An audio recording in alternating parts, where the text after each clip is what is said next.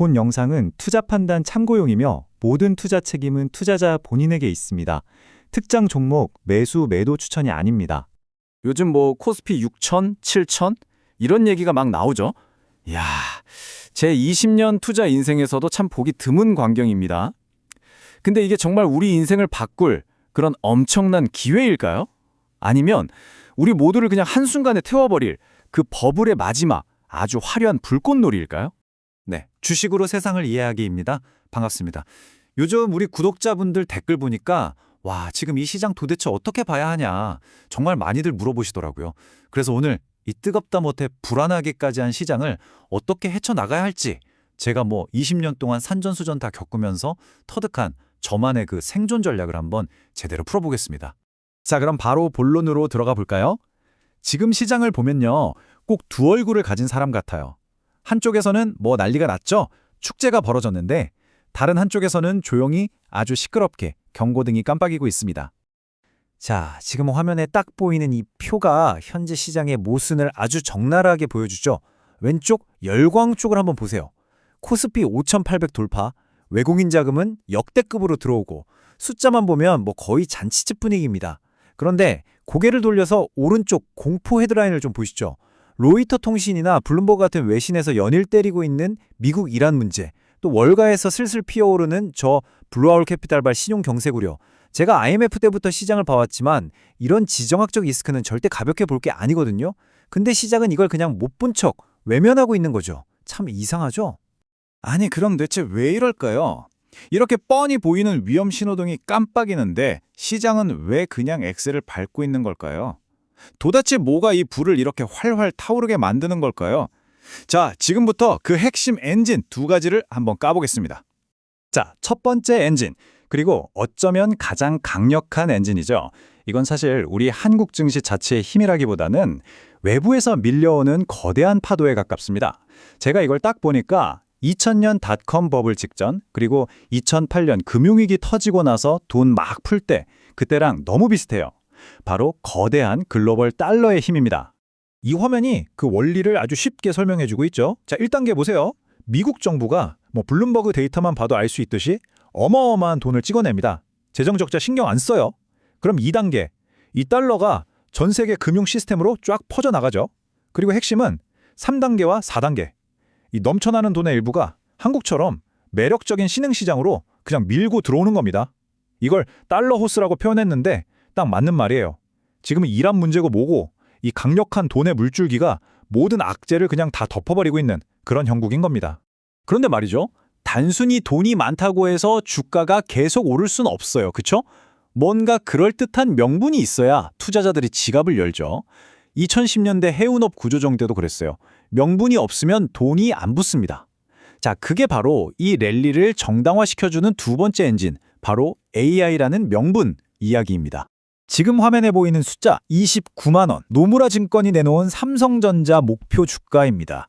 이게 불과 1년 전만 해도 저게 말이 돼? 싶은 숫자였죠. 물론 우리 같은 사람들은 증권사 리포트 숫자 그대로 믿진 않죠?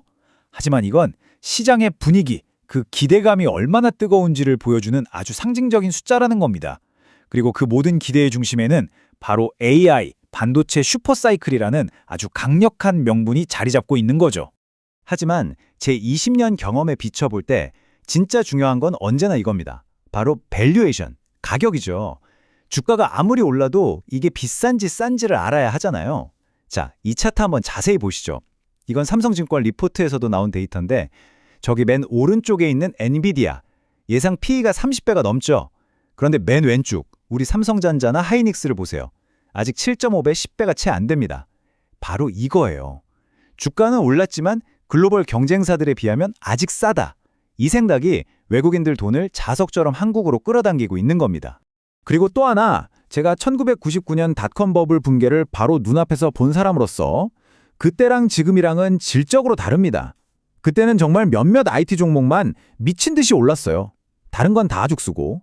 근데 지금은 화면에 보시는 것처럼 KB증권 분석 자료를 봐도 알 수 있듯이 이 온기가 반도체를 넘어서 금융, 자동차, 그동안 소외됐던 종목들까지 쫙 퍼지고 있어요. 이게 뭘 의미하냐면 시장의 체력이 아주 튼튼하다는 겁니다.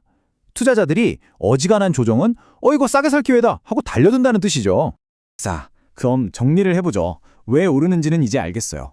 거대한 유동성이라는 파도에 AI라는 강력한 엔진을 단 배가 떠 있는 형국이죠. 그럼 이제 가장 중요한 질문이 남습니다. 그래서 우리는 뭘 해야 하는가? 저는 점쟁이가 아닙니다. 예측하지 않아요. 그저 일어날 수 있는 일에 대비할 뿐입니다. 제가 지금 시장을 보면서 머릿속에 그려놓고 있는 3가지 시나리오, 그리고 각각의 대응법을 지금부터 알려드리겠습니다. 근데 시나리오 말씀드리기 전에 이건 먼저요. 이건 제가 IMF, 닷컴 버블, 2008 금융위기, 그때마다 정말 피 같은 돈 내고 배운 저의 철칙 3가지입니다. 첫째, 지금 같은 장에선 절대 물타기 금지입니다. 떨어지는 칼날 yap다가 손만 베어요. 둘째, 주식을 사기 전에 언제 팔지를 미리 정해두세요. 얼마 벌면 팔지, 얼마 잃으면 던질지, 감정이 끼어들 틈을 주면 안 됩니다. 그리고 마지막, 오를 때마다 조금씩이라도 이익을 실현해서 주머니에 현금을 챙겨두세요. 계좌에 찍힌 숫자는 그냥 숫자일 뿐입니다. 이 3가지만 지켜도 여러분은 시장에서 최소한 살아남을 수 있어요. 이게 최고의 방패입니다. 자, 첫 번째 시나리오는 멜트업입니다. 지금의 이 뜨거운 열기가 계속되는 거죠. 주변에서 돈 벌었다는 소리 들리고 나만 바보 되나 하는 그 공포심, 포모가 시장을 완전히 지배하는 겁니다. 반도체가 계속 치고 나가면서 다른 종목들까지 다 끌고 올라가는 아주 화려한 그림이죠. 이 시나리오에서 가장 중요한 건 탐욕을 다스리는 겁니다. 흥분해서 따라가지 말고 내가 처음에 정해놨던 목표가에 오면 기계처럼 아주 냉정하게 분할 매도하는 원칙, 그걸 지키는 사람이 승자입니다.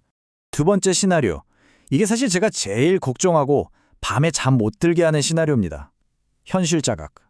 말 그대로 갑자기 정신 차리는 순간이 오는 거죠. CNBC 같은 데서도 계속 경고하잖아요.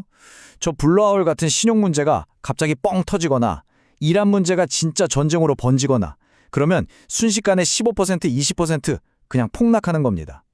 이건 2008년 리먼 터지기 직전의 그 싸한 분위기를 떠올리게 해요. 이럴 때 여러분 계좌를 지켜줄 유일한 건 미리 정해놓은 그 손절 라인, 그거 하나뿐입니다. 그리고 마지막 3번째 시나리오. 이게 사실 우리 모두에게 가장 좋은 베스트 시나리오입니다. 건강한 순환매. 뭐냐면 너무 뜨거워진 반도체에서 돈이 좀 빠져나와서 그동안 좀 소외됐던 금융주나 자동차주처럼 아직 싼 섹터로 돈이 옮겨가는 거예요. 이렇게 주도주가 넓게 퍼지면 이 상승장이 훨씬 더 단단해지고 오래 갈 수 있거든요. 이미 약간 그런 조짐이 보이긴 하죠. 똑똑한 돈들은 벌써 움직이고 있습니다. 자, 그럼 이 3가지 시나리오를 모두 머릿속에 넣어두고 이제 결론으로 가보겠습니다. 거품이 가득한 이 시장에서 살아남으려면 그래서 우리는 지금 당장 어떻게 해야 할까요? 제가 정말 좋아하는 말인데요. 강세장에서 진짜 위험한 건 언젠가 올 폭락 그 자체가 아니라 내 원칙을 스스로 무너뜨리고 싶은 유혹이다. 정말 그렇죠? 결국 살아남는 투자자는 머리가 엄청 좋은 사람이 아니라 자기 원칙을 끝까지 지키는 엉덩이 무거운 사람입니다. 지금 시장은 매일같이 우리에게 그 유혹의 손길을 내밀고 있는 거고요. 그래서 여러분을 위한 행동 계획 한 장으로 딱 정리했습니다. 첫째, 이 상승 추세는 인정하세요. 억지로 역행하려 하지 마세요. 하지만 리스크는 항상 존중해야 합니다. 둘째, 수익이 가장 많이 난 종목은 조금씩 비중을 줄이세요. 수익을 확정하는 겁니다. 셋째, 무슨 일이 터질지 모르니 현실 자각 시나리오를 대비해서 항상 현금을 어느 정도는 손에 쥐고 있어야 합니다. 마지막으로 건강한 순환매가 돌 때를 대비해서 다음 타자가 될 만한 섹터를 미리 공부해 두는 거죠. 맹목적으로 추격 매수하는 게 아니라 이렇게 스마트하게 참여하자는 겁니다. 이번 주말에 포트폴리오 열어보시고 한번 이렇게 점검해 보시면 어떨까요? 일처럼 느껴지지 않고 꽤 재밌을 겁니다. 제가 마지막으로 이 질문 하나 던지고 마무리하겠습니다.